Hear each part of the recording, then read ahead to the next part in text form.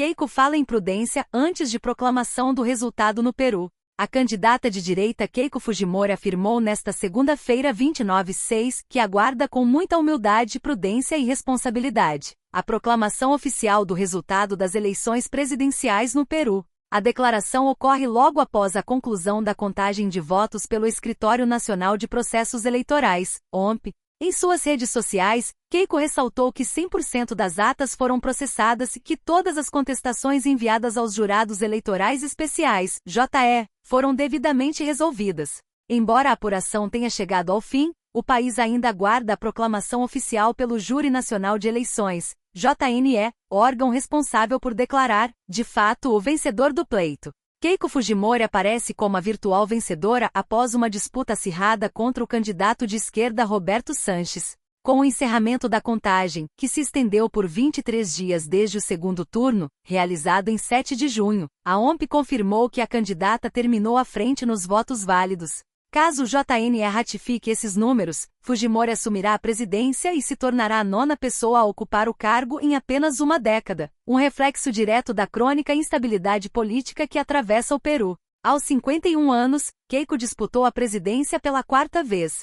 Filha e herdeira política do ex-presidente Alberto Fujimori, ela baseou sua campanha em promessas de endurecimento na segurança pública e na restauração da ordem. No campo econômico, a candidata defendeu o estímulo ao setor empresarial, propondo isenções fiscais e reformas nas esferas tributária e trabalhista. Do outro lado, o candidato de esquerda alegou a existência de irregularidades no processo eleitoral e chegou a solicitar a recontagem dos votos sem, contudo, apresentar provas. Até o momento, as autoridades competentes analisaram as contestações e as consideraram superadas, segundo informou a ONP. Agora, a expectativa do país volta-se inteiramente para o JNE, que dará o passo final para formalizar o desfecho da eleição. É impressionante como a política peruana consegue, mais uma vez, prender a respiração de todo o continente. E quando olhamos para a figura central desse furacão que é Keiko Fujimori, a gente percebe que não estamos apenas diante de uma candidata, mas diante de um dos personagens mais complexos e polarizadores da história da América Latina contemporânea.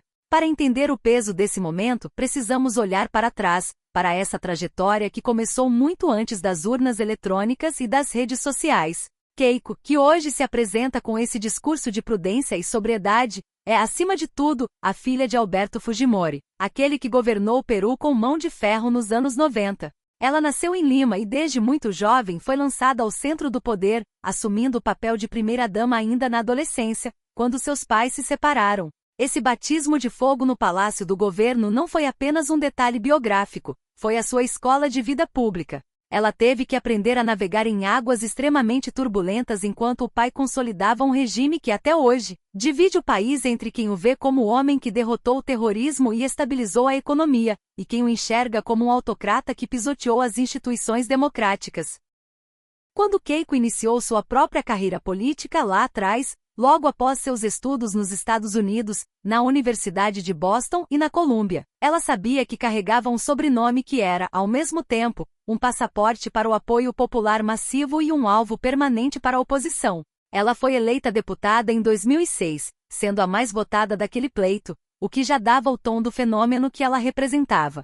O curioso é que ao longo das últimas 2 décadas nós a vimos tentar, de todas as formas, construir uma identidade própria, descolando-se um pouco da imagem radical do fujimorismo clássico, mas ao mesmo tempo, sempre mantendo a base leal que nunca a abandonou. Essa é a 4ª vez que ela tenta chegar à presidência, e é impossível não notar como o padrão se repete, uma disputa acirrada, uma polarização extrema que coloca famílias contra famílias, e essa sensação constante de que o Peru vive em um eterno campo minado. Se a gente olhar para os bastidores das campanhas anteriores, fica claro que Keiko viveu um calvário pessoal e político. Houve o escândalo da Odebrecht, as investigações sobre lavagem de dinheiro, prisões preventivas que a mantiveram longe da vida pública e que, para seus críticos, eram a prova de uma corrupção sistêmica, mas que, para seus apoiadores, eram vistas como uma perseguição implacável por parte de uma elite política que não aceitava a força do seu movimento. Esse vai e vem entre o tribunal e a urna transformou a sua imagem pública.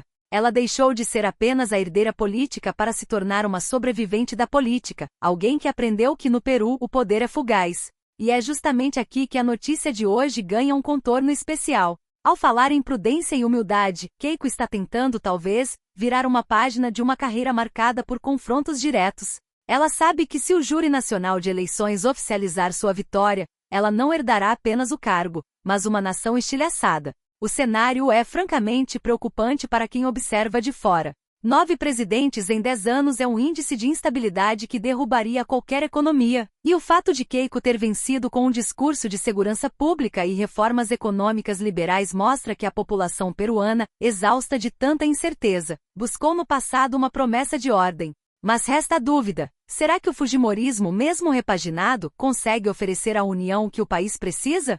Eu, particularmente, sempre tive a visão de que a televisão e as redes sociais no Peru, durante essas eleições, acabaram funcionando mais como catalisadores de ódio do que como espaços de debate. Quando o adversário de Keiko, Roberto Sanches, alegou irregularidades sem apresentar provas sólidas, ele apenas seguiu o roteiro que vimos em tantos outros países, onde a desconfiança no sistema eleitoral se tornou a ferramenta preferida de quem perde nas urnas. O que me chama a atenção é como a institucionalidade peruana tem resistido, mesmo sob uma pressão imensa. O OMP e o JNE estão operando em um ambiente onde cada voto é escrutinado não apenas pelos fiscais, mas por uma sociedade que está sentada sobre um barril de pólvora.